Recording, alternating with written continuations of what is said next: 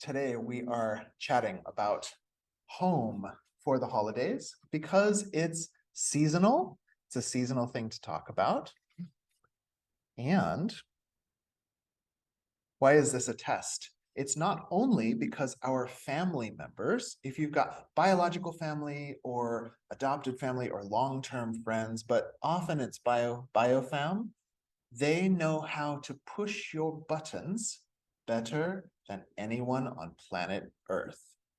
Why? Because they've had 16, 18, 25, 60 odd years to figure out exactly where those buttons are and just how hard to poke them. So it's a great and timely topic, even if you're not planning to go literally home for the holidays. I think what we will get into today is pretty universal in terms of how to create a sense of home within, number one, how to create a welcoming sense of home for others, and using that for the inevitable interactions in our lives where we have to relate with those who hold different opinions than us or who approach life differently than us. It's wonderful, and I personally encourage, if home, biofam, or city of origin or whatever is not a safe space, certainly find a safe space for whatever holidays you celebrate. But we should also know we are inevitably going to encounter differences, and it would be great if we had some tools online to do that. So I'm using Thanksgiving, a holiday whose foundations I don't personally even believe in, except the gratitude part, to engage in a necessary discussion. Okay, so there's Ram Dass. We crave a sense of at-homeness. Is it true? I do. And humans in general, the research seems to show, crave at-homeness. I really love Brene Brown's, her breakout work that got her famous was research on how we need worthiness. We need a sense of belonging and like innate worth. Good news, you found yourself in a UU fellowship. That's principle number one, the inherent worth and dignity of everyone. So you're in a good place for that. It would be simplest if we could get this from our biofamily, right? That's sort of how primates are made, is to crave that amongst the kin and tribe that are geographically and genetically closest to us. It would be simplest. And when we don't get that from those people, it hurts even more than when we don't get it from others, just because of the way that we are built. So home, I just want to presence at the very beginning, home is a charged topic. Would you say, maybe not for you, but we could say home is a charged topic. When we discover those who are our kin hold beliefs that we find repugnant, some of us have found this over the last 7 years or so, if not before. When we find that our kin, our tribe, hold beliefs that, oh my gosh, can't even imagine how you could believe that. Ouch. Or behave in ways that we find toxic. This can be difficult to bear. Okay, so let's get into it. I found a Thanksgiving recipe online. It's a classic. I think you all may have seen this recipe served, but I wanted to share it with you with an image. There it is. It's the recipe for disaster. And you know the old trope, right? It's politics and religion, the two off-limits topics at the family gathering. And we know about this. It's common wisdom because you are likely to stir up a pot of something, or let's open up a can of something. So we've learned, like, okay, let's just get through this. We're not going to bring up any challenging, disturbing topics, and we'll just get through it. So then in recent years, that has come under even more scrutiny, right? Because sometimes you just can't, right? Someone's going to be so vocal about those particularly repugnant beliefs, or it's bubbling under the surface and we can't even bring ourselves to gather with those folks because we saw what they put on Facebook and it's just not cool. So that's difficult. And then on the other side, the counter argument to, hey, don't talk about politics or religion at the holiday table. Counter argument is that we need to be talking about these things. The not talking about them creates the siloism and the bunkerism, which is one of the causes of the fracturing occurring in our modern society. So what in the world are we going to do? On the one hand, you have like, well, you know, Uncle Joe, he's your uncle. Come on, try to make it work. No, fail. On the other hand, we've got to talk. Have you tried talking to Uncle Joe? It's not a lot of healing the divide is going to happen over that table. My wish is to bring in some third, fourth, fifth ad infinitum options than these two crummy options we've got before us. Okay, so the off-limit topics traditionally are politics and religion, and I'm not going to argue with the common wisdom, but I am going to ask that we define these topics in very specific ways. We're going to keep a certain type of politics off the table, a certain type of religion, a narrowly defined version of these terms off the table. And by doing so, we might actually get to have some of the conversations we deserve to have. So let's check it out. Politics as pecking order. Okay, I briefly mentioned in a recent sermon that yeah, I just found this online. I thought it was a great image. There's chickens eating donuts, and there's the head honcho rooster. And anyway, this feels like some holiday gatherings that I've been to, and I thought it was evocative.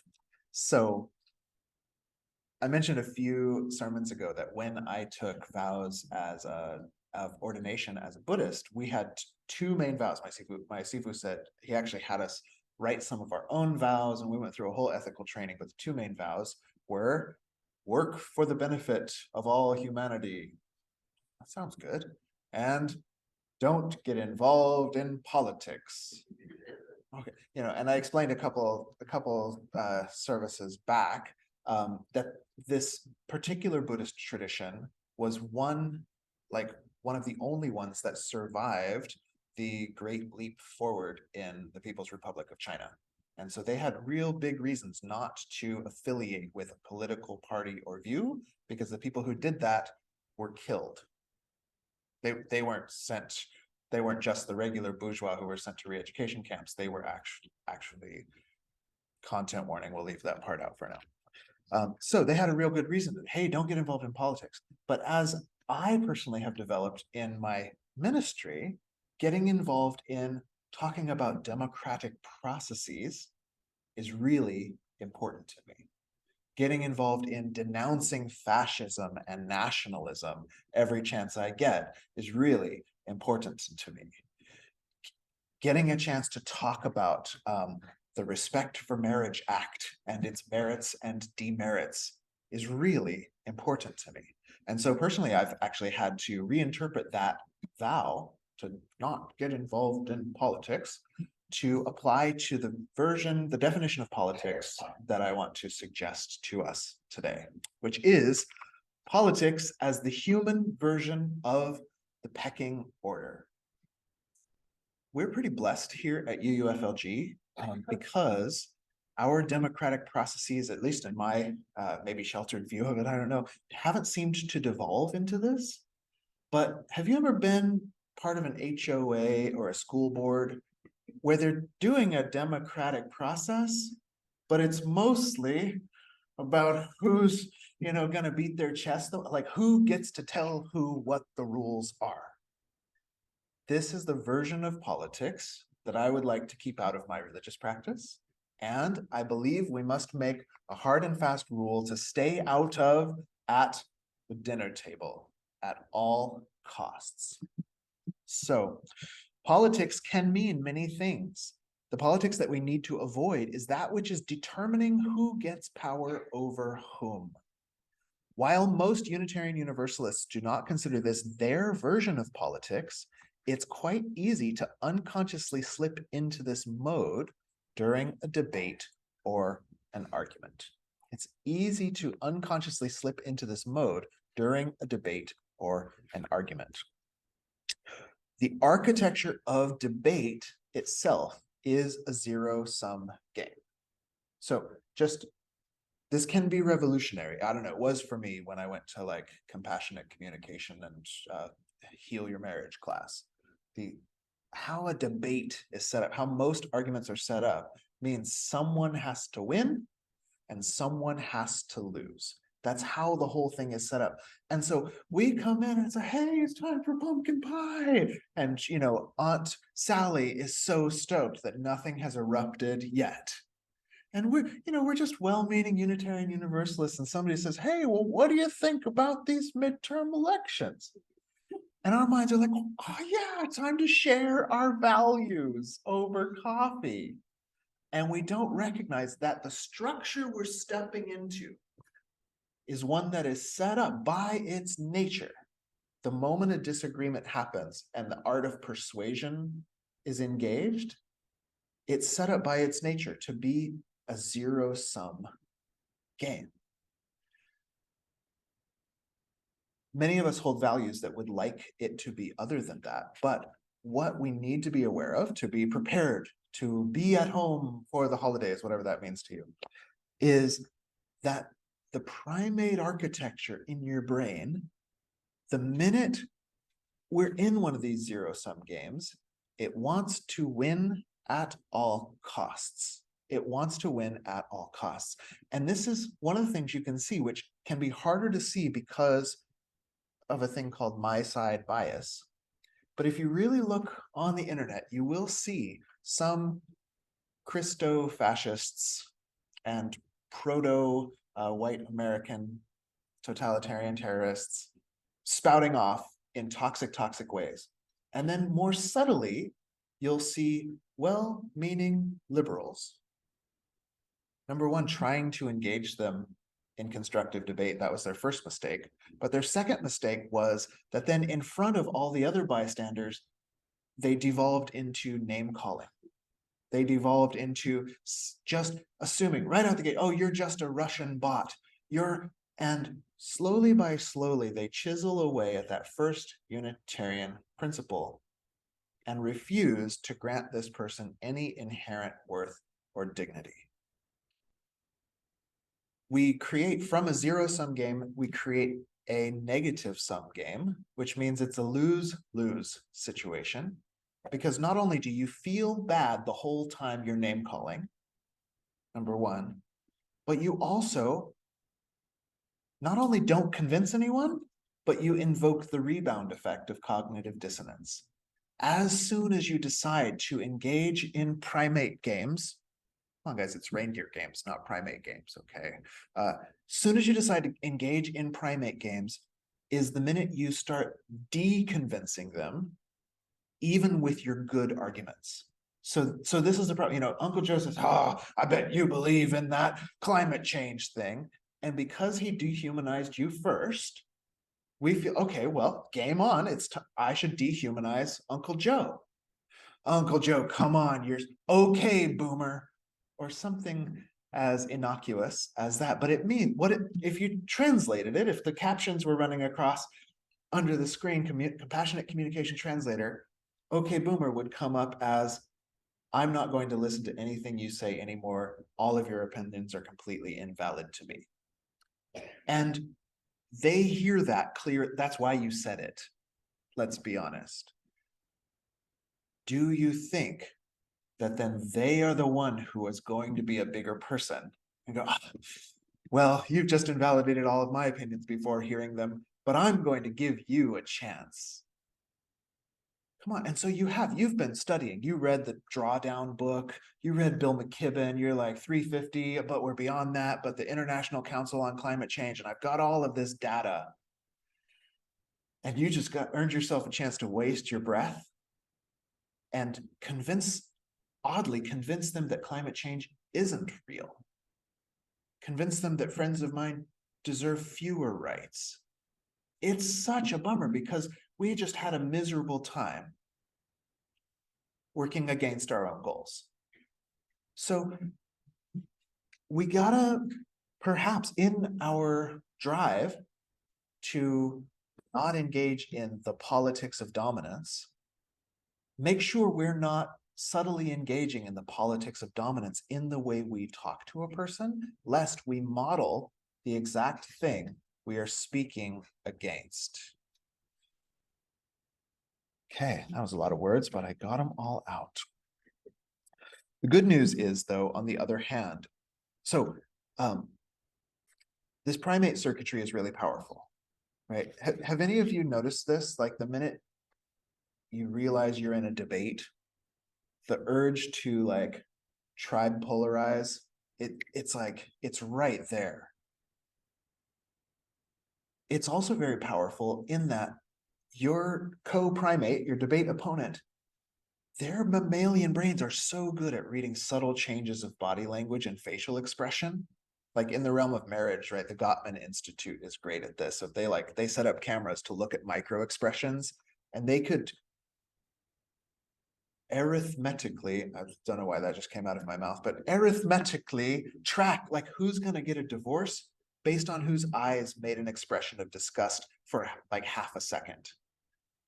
These primate things are so good. And so if we can't live our UU values, when the chimp comes online, your opponent senses it and it amplifies their tendencies toward polarization. That's a real bummer, man. It sets the bar really, really high. You know, if you want to engage in this, which is one of the few ways that we can actually make change, right? The good news is the primate architecture works the other way too.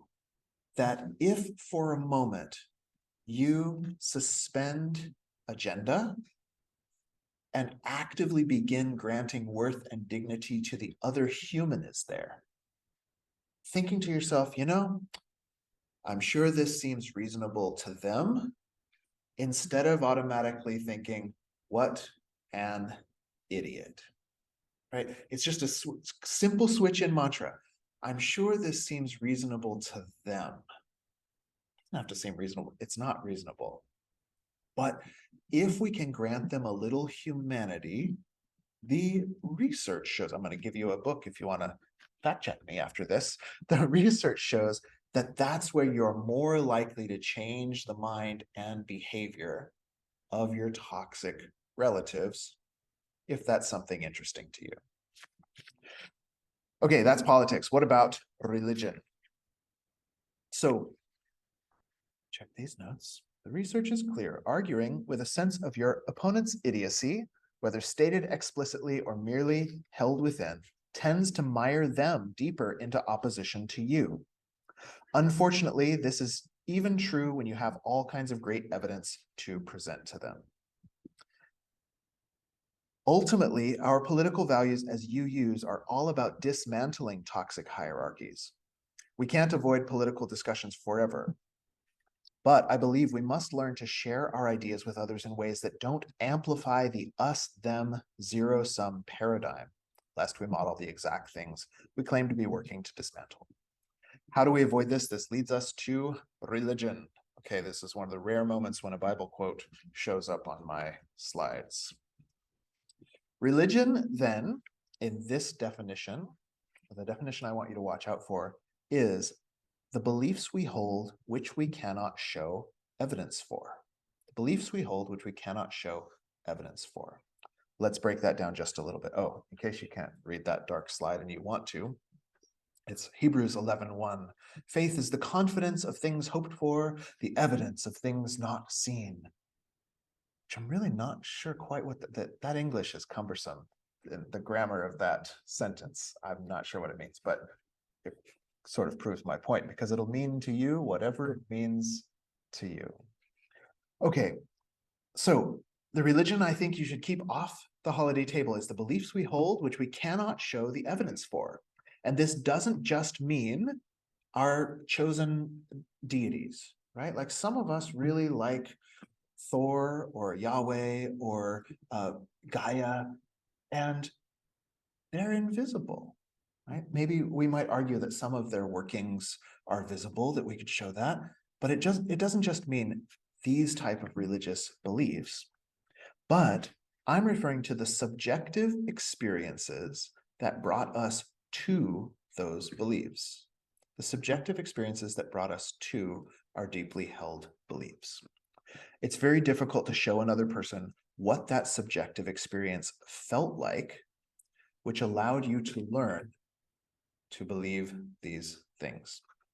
So one example, a few years ago, I was commuting on Highway 17 on a regular basis, and we happened to be, this was at the end of the last drought, which was a short period before the next drought occurred. And because there was that big drought, and then also I think there weren't quite those big fires yet, but for whatever reason, there were landslides and mudslides and flooding, and I'm cruising through this, coming to church with my friend's dog in the car, and witnessing, to me, weather patterns that I had never witnessed before in my short life. And meanwhile, I happened to also be listening to a book by Bill McKibben on the irreversible nature of human-generated climate change, which is the period that we are now in. We're now in a time when the Earth that our ancestors knew is not going to be our Earth for a while. It's already gone that direction. And somewhere around the Summit Road exit on Highway 17, it hit my body. Whoa, man-made climate change is real, and it's game time, and we're doing way too little about it. And I hadn't had that, I wasn't a climate change denier. I was mildly activist about it, but there was a moment where it's like, whoa, I believe, in the sense that this is now my values. This is now part of my center of gravity, personally. A relative of mine, an influential relative of mine, had this experience when they were young, watching Billy Graham on TV during a period of suffering in their life that they couldn't explain, except that there was a God-shaped hole in their life. And in that moment, something he said when they called, on TV, but they're in the living room, when they called for, is anybody ready to accept the presence of Christ into their life? Something in their body went, oh my God, this is it. And for the next decade after decade after decade, that was the foundation stone on which all the other cool stuff in their life grew from. These type of things you can't just say offhand over coffee at the end of a holiday dinner. You can't reveal why you believe what you believe as a foundation of your life. It's invisible. And so we go about our conversations and we give all the visible evidence. Well, what about this? Well, what about this? Well, what about this? And the thing that's actually driving the conversation are these sort of centers of gravity in us, which are made up of invisible forces, forces that I can't show you without bringing you into my life and taking the time to tell a story about what it felt from my side. If the Methodists at the table bring up everything wrong with the Catholic doctrines, you'd think having a Unitarian there to tell them that they're both idiots would cool things right down. But the evidence that the Unitarian sees isn't even visible to them. It's not part of their lived experience or the felt experience from our gut, which is where all of us make our decisions from most of the time. Okay, book recommendation. So this is the book I read over the last week. I highly recommend it. Oh my gosh, it's so good. Scientific and compassionate at the same time, and like with a decent writing style. Oh, thank goodness, David. So, How Minds Change. What can we do instead of bringing up the pecking order politics of bringing up, well, my invisible beliefs are smarter than your invisible beliefs? Well, what's your evidence for that? Because you're an idiot. Let's do something else. And what is that? We can take a lesson from, if you want to learn about them in deep detail, you can read the book and you'll learn about deep canvassing. Some of you have already heard about this. You'll learn about street epistemology. What all of these models, these evidence-based, tested, relatively new, but well-tested models have in common is they start with empathy and they focus more on the context of the discussion than the content of the discussion. Focusing on we've tried it. If that was going to work, it would work by now. Focusing on the content leads to rebound effects of cognitive dissonance. There's really no way around it. Focusing on the context helps us to be, okay, this is the big word I did intentionally mean to say today, helps us become metacognitive facilitators. Bum, bum, bum. Meaning, we're helping ourselves and others think about our thinking process itself. So when we think about these ideas, we're looking through a filter that we don't know is there. We're the fish. Hey, how's the water today? Water, what's that? Never seen it, right? But when we think about the thinking process itself is when change can start to happen. And I don't know about what you see when you look around, but I think change needs to start to happen. The best time for change to start happening is 50 years ago. The second best time is like right now, Thanksgiving, or whatever next chance you get. We have to commit first to the idea that our relationships are for creating a sense of home. That we, little primates, little fallible primates, can bring from our side worthiness, dignity, and all of these Unitarian, Universalist stuff. We can bring that and we can be home space generators. When we do that, we make things safe enough for brains to begin to learn. You know this with your kids. Unitarian Universalists know this about our youth in general. You need a safe space for a brain to learn. Why do we abandon it when the guy who needs to learn so much, Uncle Joe himself, needs to feel safe too? Okay, I would suggest we call ourselves to create brave spaces like this. It starts with safe spaces. First, safe spaces for you. Let me, as your reverend, in case you need someone to counteract mom with, tell you you're allowed not to go home for the holidays if there's no home there for you to go to. Find one of us and come over and have pumpkin spice pie lattes there. It'll be more fun. This is not to say go outside your comfort zone and change the world. First, find a safe space for you. Create a safe space for your friends who are most vulnerable. But if you have some resource, my favorite would be to hear, wow, your sermon fired me up so much. I felt so resourced. I went out and created safe space for Uncle Joe, Uncle Bob, Uncle Rick. All those suckers were feeling so safe and at home. Inherent worthiness was flowing. It was a Unitarian revival. If you felt so resourced from this talk or somewhere else, then you might train yourself in the fine art of creating safe spaces for them so that they could grow into inhabiting brave spaces where we could learn together.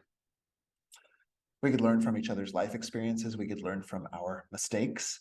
And it starts with this inner sense of welcome, which, despite everything else, is also a main part of our primate brain architecture. We seek for home, and we also have the power to generate it. I don't think things will get any better in our world without this. We have, I almost downplayed this important sentence. We have voted just recently and bought ourselves a little time. But it kind of feels like that, doesn't it? Okay, well, there's a little time, and it might be time when not a lot gets done through the system. I might suggest that while you're attempting to make what systemic change you can, we also make these tiny changes individually. We make these tiny changes with those who we can get our hands on. We need to go deeper and actually heal divides and change our cultural center of gravity somehow to a more caring one. And we can start by truly going home for the holidays.